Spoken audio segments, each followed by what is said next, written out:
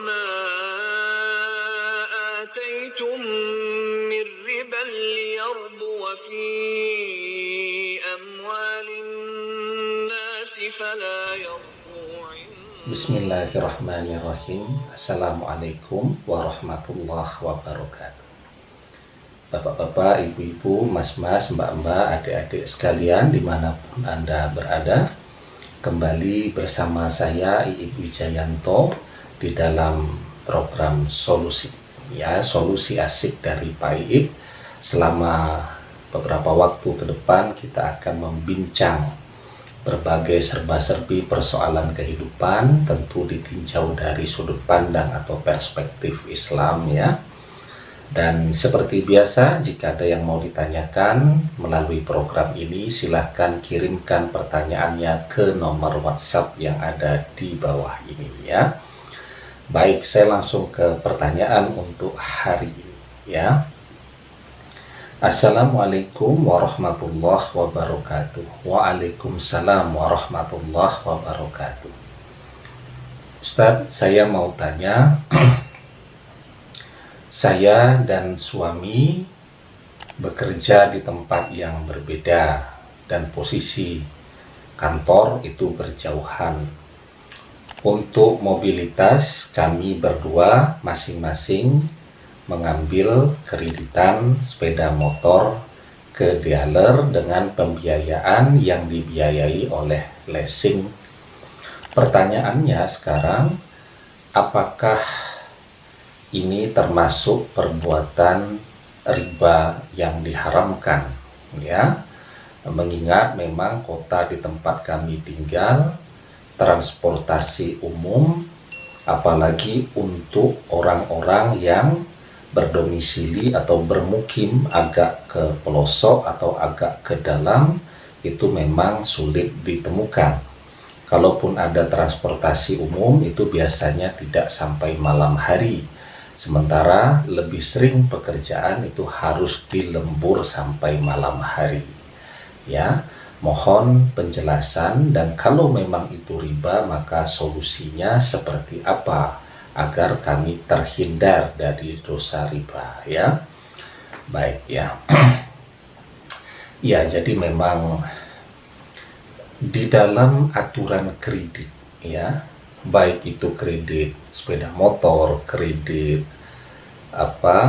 rumah ya, kemudian yang sangat populer juga misal kredit handphone ya, atau sekarang itu ada juga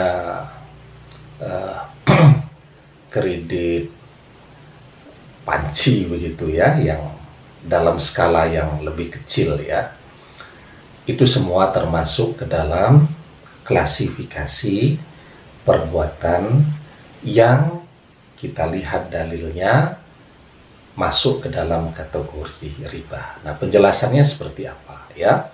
Jadi yang pertama, bahwa di dalam aktivitas perkreditan itu paling tidak melibatkan dua unsur riba di situ ya. Jadi yang pertama itu ada unsur riba nasa ya. Jadi riba nasa itu apa? Riba karena di dalam proses transaksinya serah terima barang yang diperjualbelikan itu terlambat ya, atau sengaja tidak diserahkan. Contoh ya, orang kredit rumah dengan bantuan perbankan, kemudian rumahnya dibayarkan oleh bank, setelah itu yang bersangkutan mencicil ke bank tempat dia mengambil hutang, tetapi surat menyurat dari rumah tadi ditahan terlebih dahulu oleh pihak perbankan. Nah, itu namanya riba nasa ya. Jadi menahan barang terlebih dahulu. Kemudian misal beli mobil secara kredit, kemudian kreditnya tadi dibayarkan cicilannya ke leasing ya. Setelah itu BPKB-nya ditahan oleh pihak leasing terlebih dahulu sampai hutangnya, cicilannya menjadi lunas, itu termasuk riba nasa. Kemudian setelah riba nasa, yang kedua yang pasti ya, unsur riba qard di situ ya. Apa itu riba qard? Riba qard itu atau riba qard ya, itu adalah memberikan piutang dengan meminta tambahan pada saat pengembalian. Ya, jadi orang memberikan hutang 1 juta, kemudian pada saat pengembalian itu mintanya 1.200.000 ya. Kalau di pasar-pasar itu ada namanya bank pelecit ya. Jadi kalau orang minjam 100.000, kemudian dicairkannya 90.000, nanti total pengembaliannya jadi 150.000, bunganya 50%. Bahkan 10.000-nya awalnya sudah dipotong duluan katanya untuk biaya administrasi. Itu namanya bank pelecit. Banyak tuh di pasar-pasar yang begitu ya. Nah, jadi ini semua termasuk ke dalam klasifikasi riba qard ya, atau orang menyebutnya riba qardi ya. Dan ini adalah perbuatan yang diharamkan ya.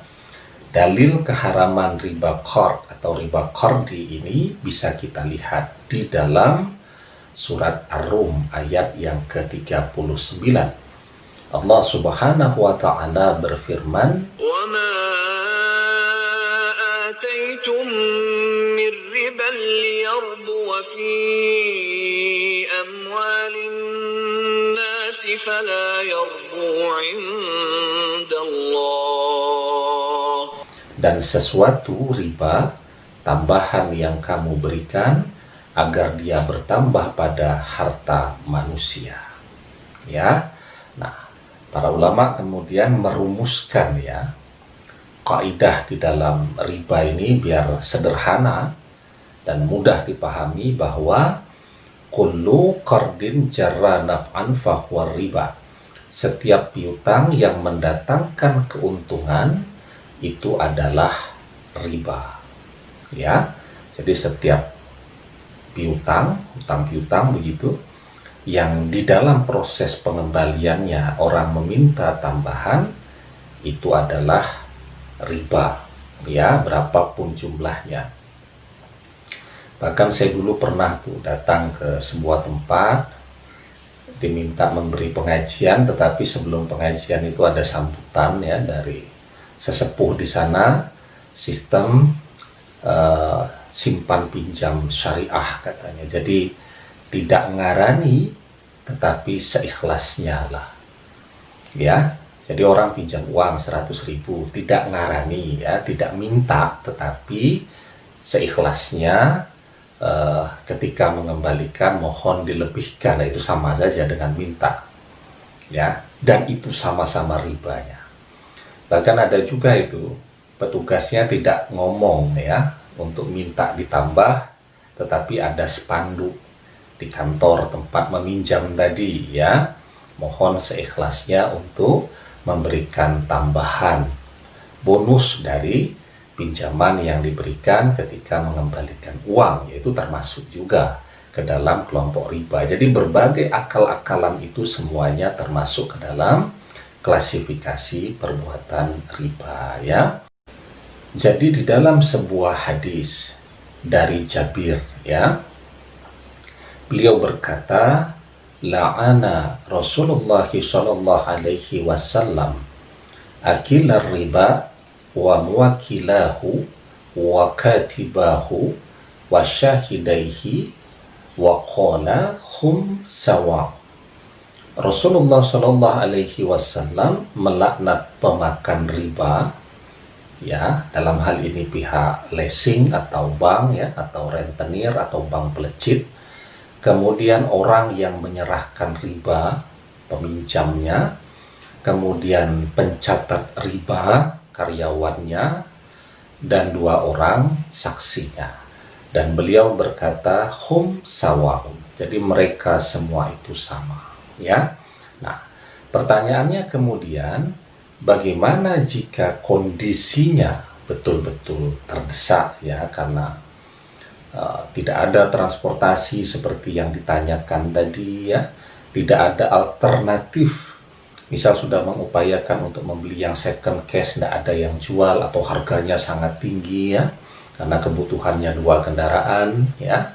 Setelah itu nyari pinjaman ke saudara ya untuk nutup, beli dulu nanti nyicil ke saudara tanpa hutang, tidak ada yang bisa dipinjami, yaitu namanya kondisi yang sifatnya sangat terdesak, bukan dibuat terdesak ya. Jadi kalau dibuat terdesak itu bagaimana? Dia sudah punya motor fungsional ya, bagus begitu, masih bisa jalan dengan baik, tetapi tetap saja untuk menambah koleksi motornya ya, atau memang hobinya memang berhutang, kemudian dia mengambil motor lagi dengan sistem kredit, yaitu namanya tidak terdesak. Tetapi kalau memang kondisinya terdesak, ya apa boleh buat? Berlaku kaidah ad-darurah tubihul madzurat ya. Jadi keadaan darurat membolehkan sesuatu yang memang dilarang, tetapi dengan catatan kondisinya betul-betul darurat dan tidak ada solusi yang lain ya. Nah, jadi saran saya bagaimana? Saran saya ya sedapat mungkin begitu ada uang langsung dibayarkan ya, agar segera terlepas dari persoalan hutang yang bernama riba tadi ya. Demikian yang bisa saya jelaskan, semoga bermanfaat. Mohon maaf kalau banyak kurang dan khilafnya. Wallahu a'lam bishawab. Billahi taufik wal hidayah. Assalamualaikum warahmatullahi wabarakatuh.